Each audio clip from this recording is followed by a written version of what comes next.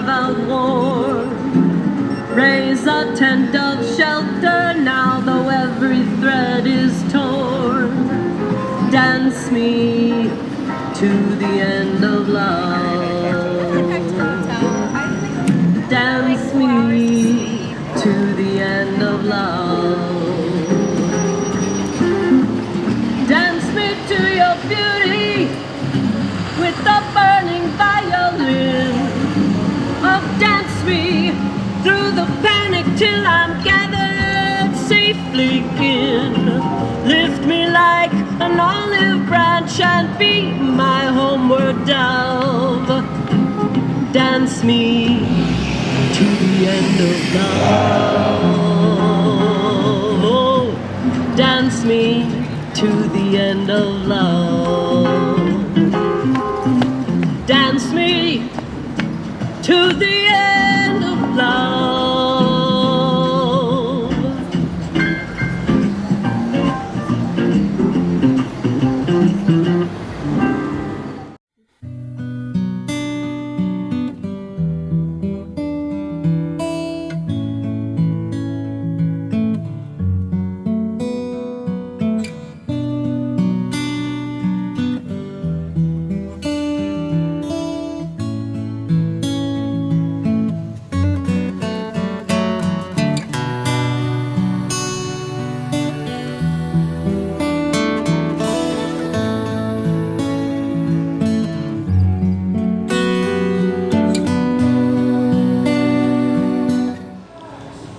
Hello, I'm Glenn Smith with our 21st Century Renaissance art exhibition space, which is dedicated to modern expressions of the humanistic and technological ideals of the original Renaissance. And we're here in our new home at the Nexus Business Lounge. We're very glad to be here, located at 40 East Broadway. Okay, a little background about myself. I am an English lit major, turned software engineer, turned kinetic sculptor. I had a pretty successful software career at the age of 33, and then I can't think of the French impressionists. At that age, I decided I wanted to be an artist, and high-tech kinetic art seemed the right path for me, and so that's what I've been doing ever since, and in the process also launching this art exhibition space. And I remember the name of that artist, Paul Gauguin. He did the same thing at age 33. He was a successful banker and then became a wonderful artist. And of course, I've used as my model the Italian Renaissance, which in turn was based on the classic Athens of the 4th century BC. And what was really cool about this period is that it was a period of great technological and scientific advancement, but also, this is so important for our period, the human form was venerated. It was not commodified as on our current mass media. And I think we need to recapture that, to be able to look at the human body as something beautiful, an engineering marvel. We're learning from our robotic experiments how marvelous the human body is. And that seemed to go along, you know, with all these other marvelous things that were happening during the Renaissance. So our 21st century Renaissance, humanism and technology together. And so this sculpture is one example. This is a kinetic piece, as I've already mentioned, that I did down in New Orleans in 1993. It's no longer functioning. But I think it's a way of looking at the human form and realizing how beautiful it is. And we're in our new home here at the Nexus Business Lounge, which is an amazing space. It's a co-working space where you can rent an office or even a desk for a month at a time, be with other creative people. And they are also realizing how important art is as part of that environment. So they've got an artist in residence, Troy Jacobson, very talented guy. He has welcomed us, and in turn, we've been invited to put our art all over this space. And we're thinking about just talking at this moment about trying to open it up beginning on weekends for guided tours. This is a piece of kinetic sculpture that I'm very proud of, Cyberman 2021. It was juried into the nation's leading kinetic art show, which is held annually at the Morris Museum in New Jersey. And Cyberman was there running happily for 5 months, and it got a lot of great feedback. And this is the catalog pages from the Morris Museum.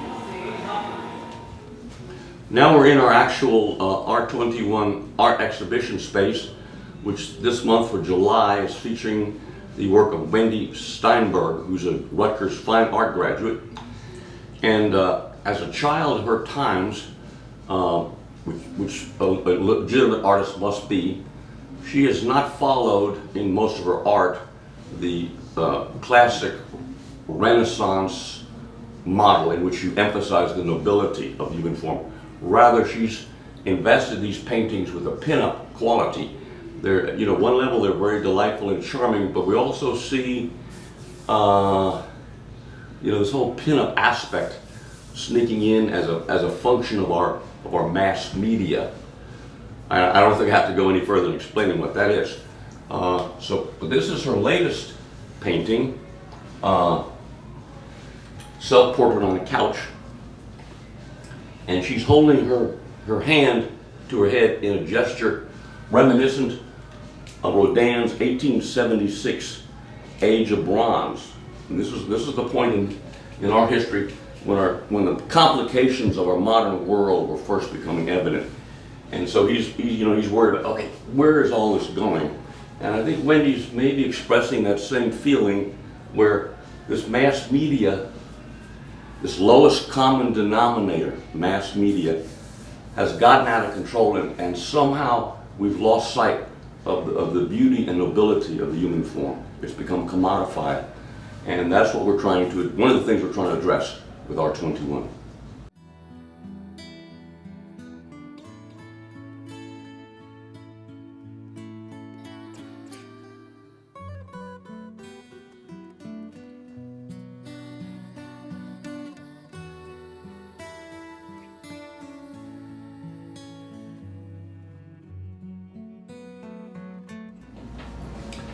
This is our environmental wall, featuring the work of Carol Petty.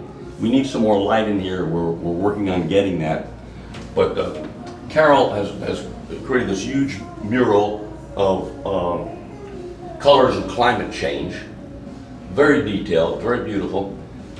And in the wake of the Maui wildfires, she was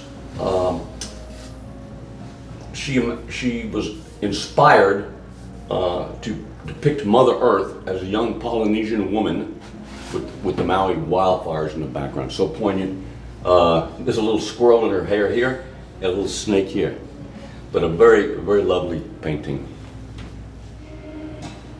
The Nexus Business Lounge has also kindly given us use of the walls adjacent to our exhibition space for exhibiting, paintings and hanging our banner.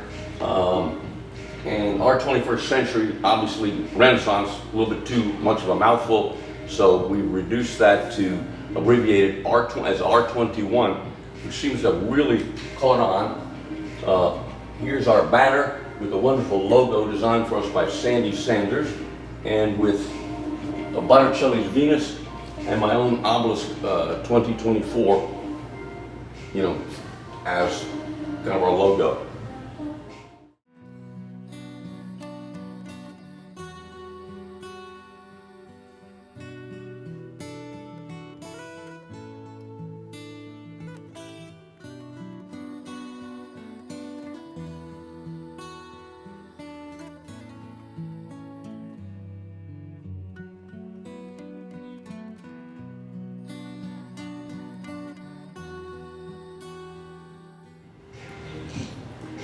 Also in this space, we are featuring the work of T. Nguyen, who I think is perhaps the most naturally talented painter in this part of the world. We're so happy to have her work.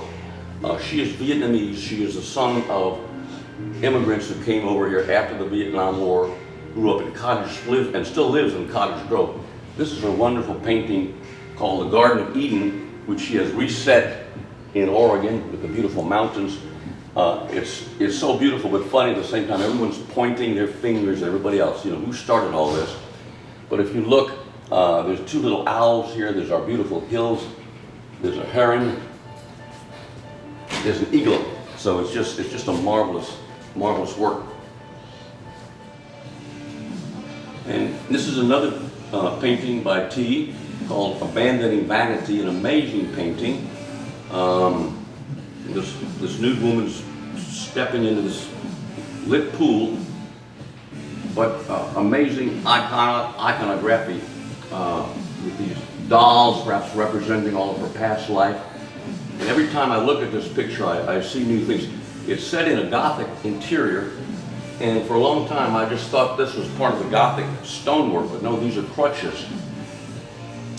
And here, if you look, you can see eyes in the top of the stained glass painting. So there's just a lot to look at in this painting. And at the very back end of this little bike storage nook, which is very geometrical, we have another one of T's paintings, which I think works perfectly in the space because it's also geometric. It's called triquetra, I guess triangles. This is one of T's more classic nudes, but just showing how flexible she is as an artist.